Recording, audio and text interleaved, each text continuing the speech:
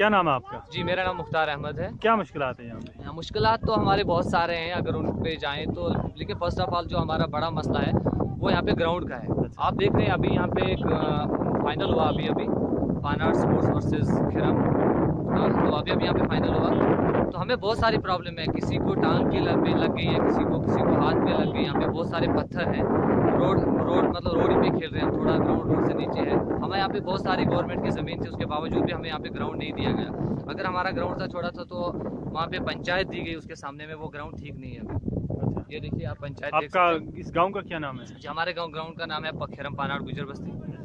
तो हमें यहाँ पे ग्राउंड की बहुत बड़ी मुश्किलात है। हम भी खेलना चाहते हैं, हम भी कुछ करना चाहते हैं, हमारे अंदर भी बहुत सारे परफॉर्मेंस हैं, टैलेंट है जो दिखाना चाहते हैं। आपने अभी देखा कि मतलब अभी हमारा सेमीफाइनल हुआ तो 48 रन बनाए मैंने और 5 विकेट ली।